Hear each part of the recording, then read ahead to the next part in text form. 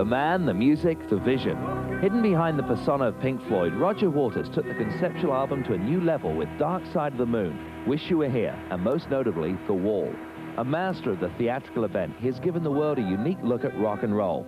With his first solo album and concert tour, The Pros and Cons of Hitchhiking, Roger Waters is finally emerging from the cocoon of anonymity. We've been largely ignored by the media during our lifetime. The way media have respond to rock and roll bands has a lot to do, I suspect, with the way history will look at them. The history that will get written will be taken from what was written now. And nobody's written about us, partly because we, generally speaking, have refused to cooperate in any way with them. Dark Side of the Moon entered the music charts in March of '73. It continues to be one of the top-selling albums in rock history. Dark Side of the Moon was the discovery of a format, really. It's a format within which I've been working ever since. It's a format that I'm comfortable with, you know. I like the idea of an album being about one specific thing and all the songs within it relating back to a central theme or idea. Police harassment in '75 and the tour of '77 sparked the explosion of Roger Waters' imagination. The Wall, in all its neurotic glory, was being built brick by brick.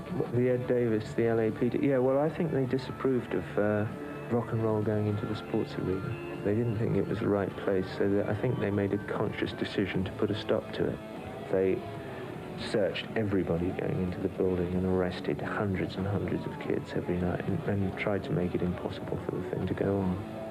I know I nearly got shot because I turned up one night and to the same barrier that I'd been to, you know, the other nights, and they wouldn't let me in. So I drove through the barricade, just drove through the barricade like a fool, and there were cars up on the grass and they were all around me with guns and stuff. And that was one bit of the Wall movie, I think, that expressed that quite well. Stuff outside the gig.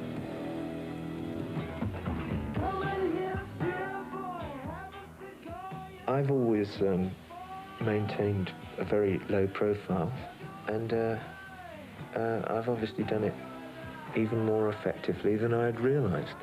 I like to be able to go down to the shops here where I live and never ever be recognized, ever, by anybody. The US first became aware of Pink Floyd in the late '60s. I think our first date in America was at Winterland in San Francisco with Big Brother, with Janice and Richie Havens.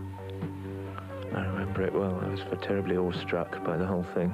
There was a scene in London as well. We used to play a year earlier than that. We were doing light shows just in a little church hall, in a All Saints Church Hall in Powys Gardens in Notting Hill Gate.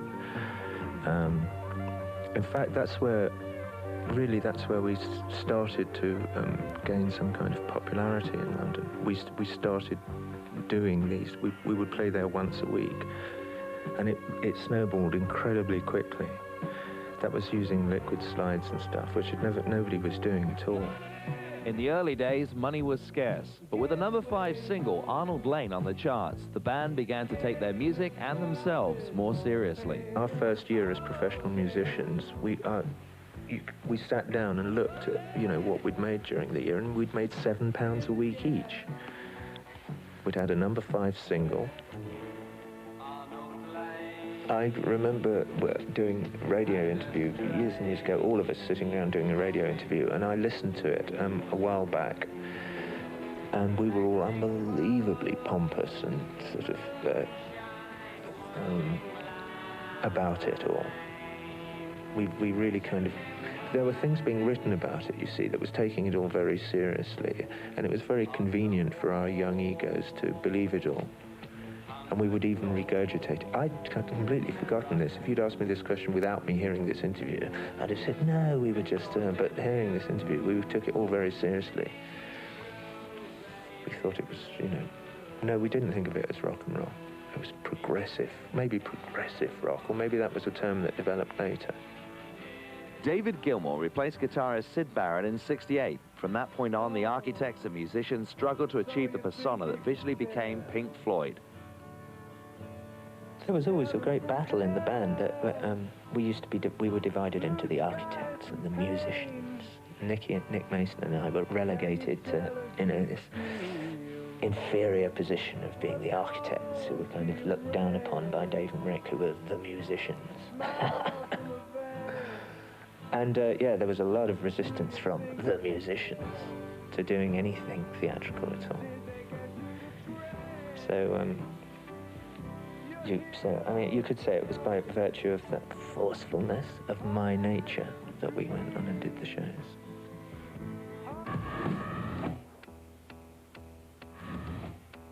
Certainly in this, it's for shock value, yeah. Well, there's no, without any question. Well, it's to create, in terms of theatre, it's to try and to make a shocking moment. If it's not shocking, there's no point in doing it. It's to create that. When you're having a nightmare, everybody's had a nightmare. That awful feeling of, which usually makes you wake up. If it gets bad enough, you wake up, because it's just too frightening for you to go away. And so we've attempted to create something of that feeling at one point. From the shocking animated rats to the playfulness of the Battersea Power Station pig, animals in one form or another have always been featured in the Floyd shows.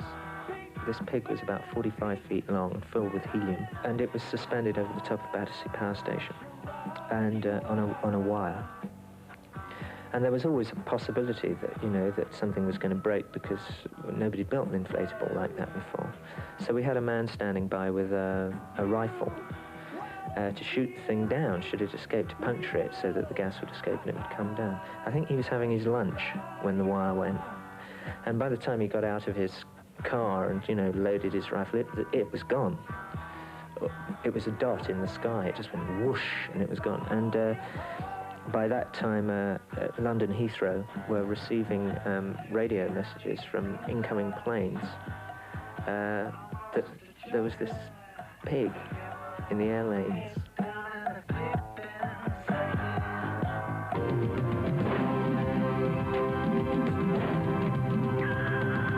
We don't need no education.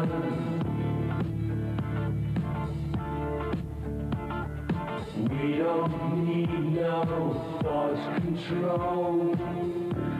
There was a terrible uproar in this country about that, from people taking the thing out of context, presumably because their kids were taking it out of context. And in fact, I got some support from Dr. Runcie, who's the Archbishop of Canterbury, who was asked about it by somebody, and he said, well, if the kids are singing this song, then one should listen to it, see what it's about, and find out what it is that they feel about things, which I thought was terrific. All in all, it's just another brick in the wall. Do it again. All in all, you're just another brick in the wall. The final cut enabled Waters to free himself from the emotional conflicts of the past and to launch his solo career with the pros and cons of hitchhiking.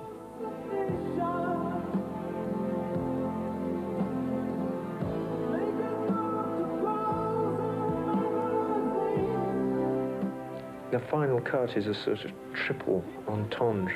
It's about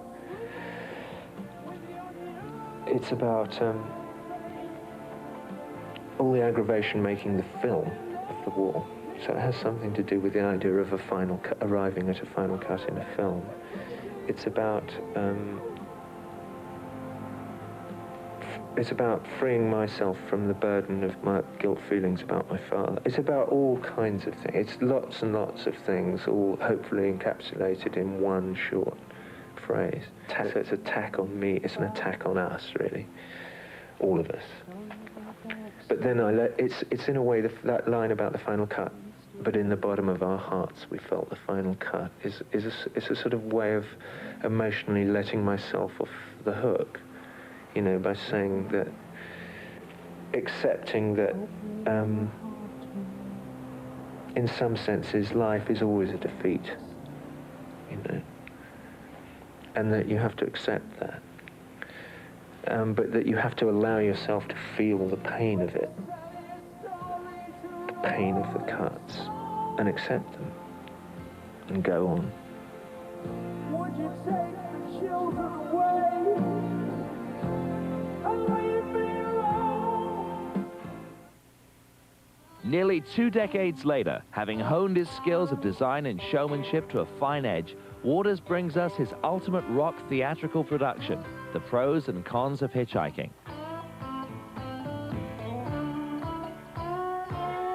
My Pros and Cons show is a Floyd show, except Eric Clapton's playing the guitar and Andy Newmark's playing the drums instead of Dave Gilmour and Nick Mason. But everything else is the same.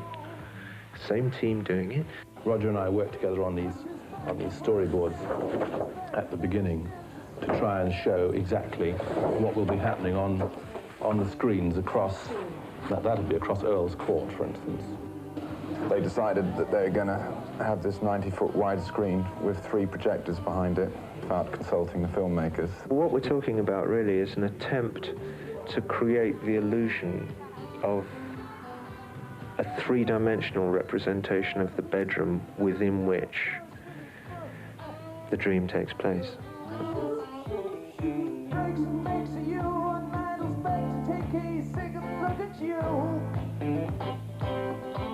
Having set that up in a fairly real way, distorting it, but removing the scenery that's in front of these screens we're using. I'm always seeking to go off in different directions with the visuals. There's a counterpoint to what's actually going on in the song. Roger has undoubtedly put an enormous amount of the direction into the thing at the very beginning. I really admire him for doing it because it takes some guts. I believe this will be an enjoyable experience.